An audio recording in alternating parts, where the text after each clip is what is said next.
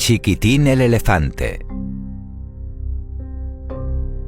Érase una vez un elefantito que había nacido muy pequeñito. Pero más que pequeñito, era minúsculo. De tan diminuto que era, casi no podía decirse que fuese un elefante. Pero tenía trompa y orejas caídas y todo el aspecto de un elefante. Además, era un elefante.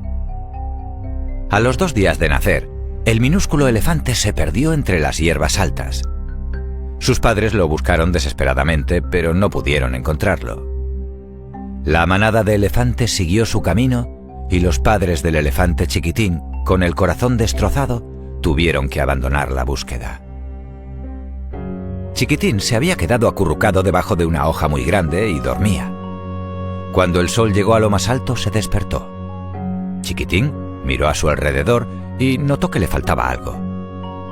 No podía decir qué era exactamente, pero de repente se sintió solo en el mundo. Chiquitín se levantó y se puso a buscar lo que le faltaba. Entonces se encontró con una abeja y le vio cierto parecido con él, porque también tenía trompa. Lleno de alegría, Chiquitín corrió hacia ella. Pero la abeja tuvo miedo y escapó volando. Chiquitín se quedó mirándola decepcionado. Siguió adelante y llegó a un bosque. En él vio a un caracol. Chiquitín enrolló su trompa para que se pareciese a la concha del caracol, pero el caracol se refugió enseguida dentro de su concha. El pequeño elefante le dio un empujoncito. ¡Hola!, insistió, pero el caracol no salía de la concha. Entonces Chiquitín comprendió que debía seguir buscando.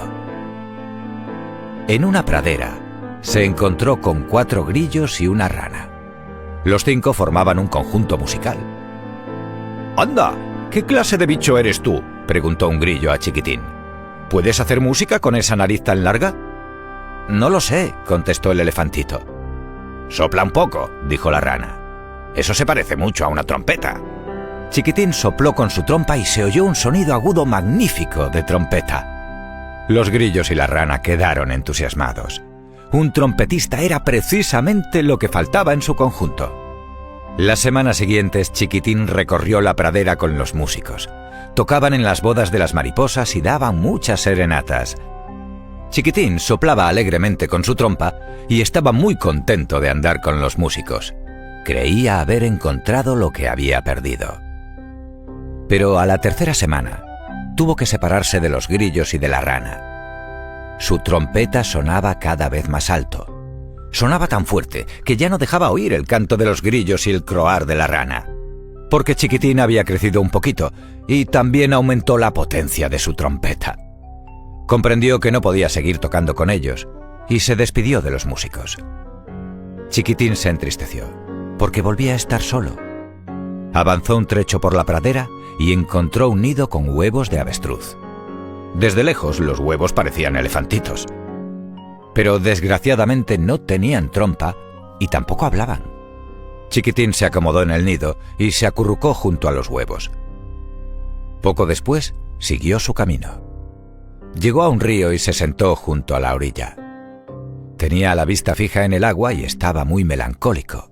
2 ratones vigilaban al elefantito. «¿Por qué estás tan triste?», preguntaron a Chiquitín. «Ay, no lo sé», dijo Chiquitín suspirando.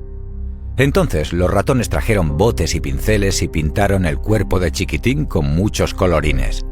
«Los colores siempre son buenos para combatir la tristeza», opinaron. Chiquitín observó su reflejo en el agua, pero tampoco sirvió de nada. Chiquitín siguió por la orilla del río y vio un pájaro volando sobre el agua. Chiquitín quiso probar si él también podría volar y subió a un árbol. Saltó del árbol y cayó al río. Una tortuga le salvó de ahogarse. «Ponte sobre mi caparazón», dijo, «y ahora cuéntame por qué has saltado al agua». Entonces Chiquitín contó a la tortuga todo lo que sabía de sí mismo, que era muy poco. La tortuga era sabia y bondadosa, de modo que nadando llevó a Chiquitín hasta la orilla del río, donde había 2 cerdos.